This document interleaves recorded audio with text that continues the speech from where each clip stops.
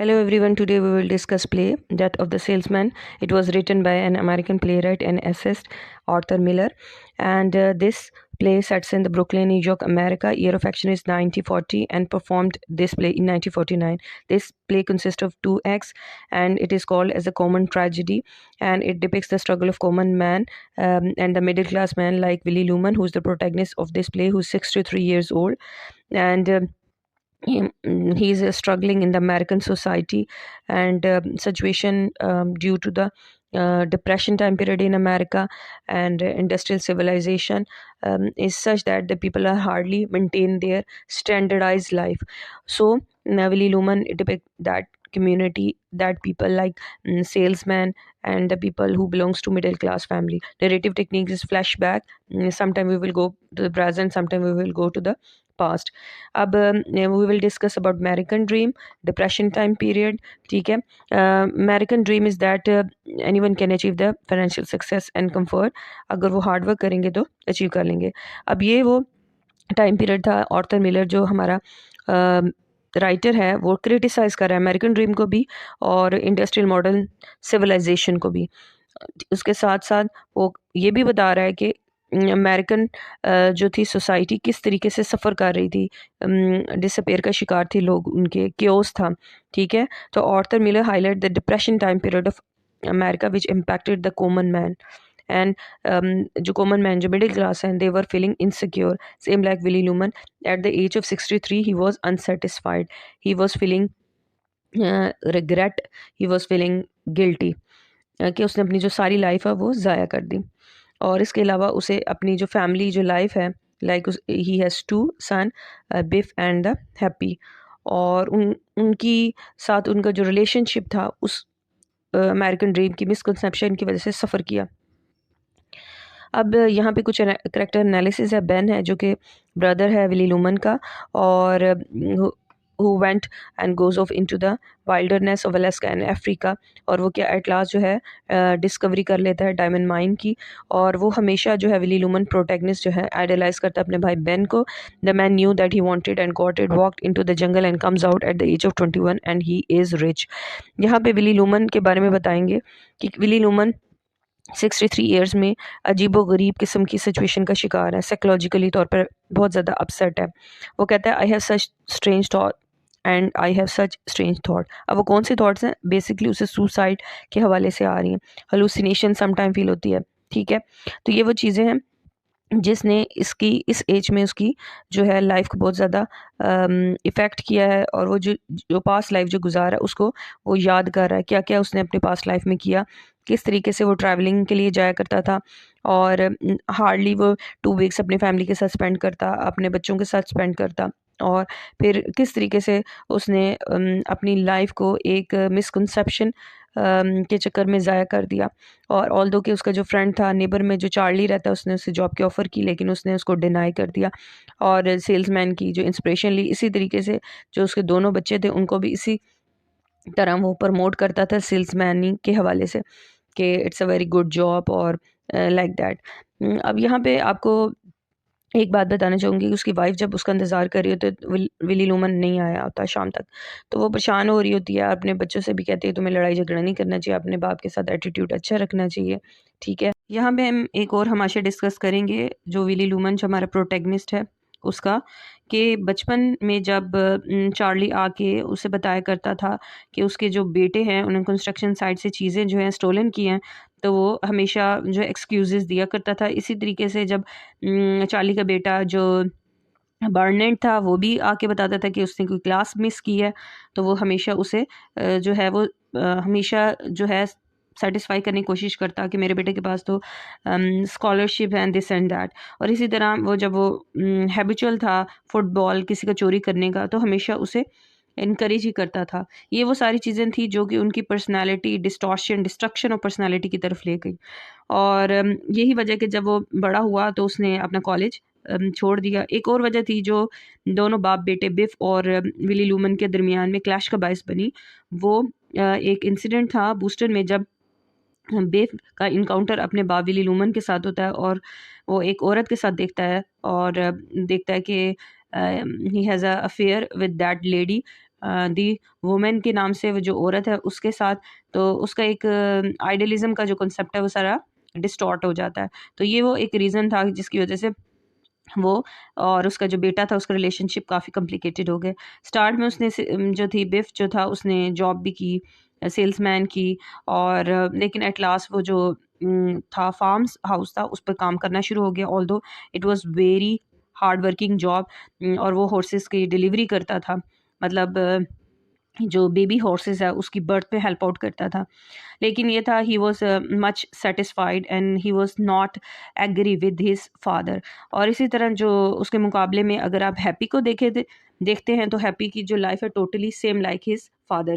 Howard Wagner जो है अब इस कंपनी को ओन करता है जिसमें बिली लूमन जो है काम कर रहा है एज अ सेल्समैन।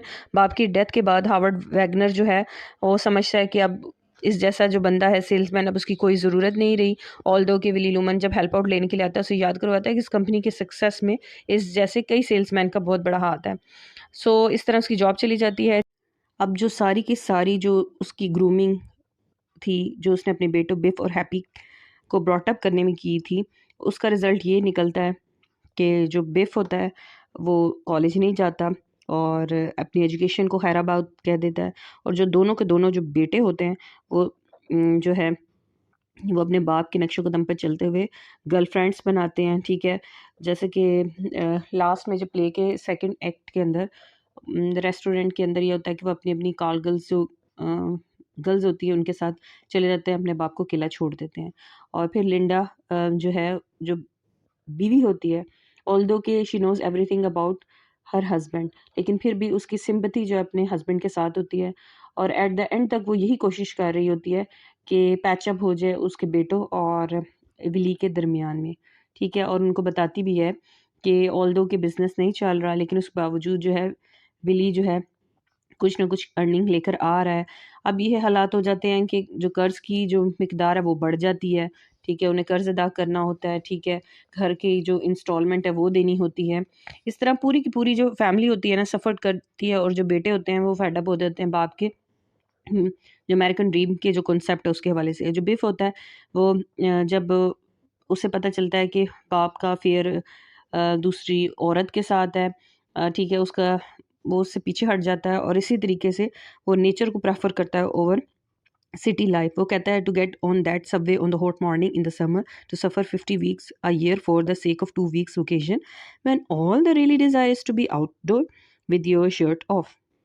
ये उसका कॉन्सेप्ट है। अब वो एक स्टेबल जॉब को कंटिन्यू करता है, अपने बाप की तरह सेल्समैनी को प्रेफर नहीं करता क्योंकि ऑलरेडी वो रियलाइज़ कर चुका होता है। यहाँ ट्रांसडेंटलिज्म का कॉन्सेप्ट उस टाइम में ये बहुत ज़्यादा मूवमेंट फास्ट थी अमेरिका के अंदर। अगर आपने अपने आप को अंडरस्टैंड करना है you have to move towards the nature, ठीक है। इसी तरीके से हैप्पी जो है वो 32 years ओल्ड करेक्टर है, जो उसका बेटा भी है, जो कि एक डिपार्टमेंटल शॉप या आप कह सकते हैं एक स्टोर के अंदर जॉब कर रहा होता है।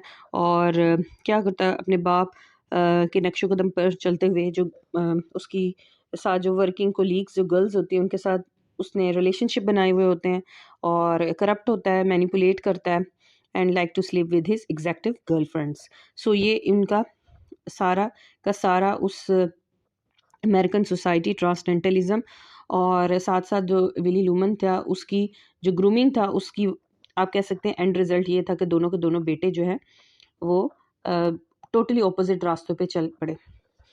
यहाँ पे सिंबल को डिस्कस करेंगे। सीड्स, सीड्स ऐसे सिंबल्स हैं eight the end of the play second act के अंदर। वो कैरेट और पीस के जो सीड्स होता है वो अपने बैकयार्ड अपने घर के जो बैक साइड पे जगह होती है वहाँ उगाने की कोशिश करता है। और लेकिन जो उसकी वाइफ लिंडा होती है वो कहती है तुम कैसे उगाओगे क्योंकि वहाँ पे तो सूरज की रोशनी नहीं पहुँच पाती, क्योंकि बड़ी बड़ी बिल्डिंग्स थी, उनका जो घर था उन बिल्डिंग्स के दरमियान में था और वहाँ तक रोशनी ही नहीं पहुँच पाती थी। So it's a symbol of opportunity for growth and Willy Loman desperate attempt to have something tangible result of his life, क्योंकि उसके बेटे भी से छोड़ चुके थे। इवन के eight the end of the play वो कहता है I do not have a thing in the ground, ठीक है। तो वो कुछ गेट करना चाह रहा था अपनी लाइफ के अंदर, कोई रिजल्ट क्रिएट करना चाह रहा था। यहाँ पे एक फ्लूट एक सिंबल है। The flute music is a sound of road which protagonist did not take like his father, ठीक है।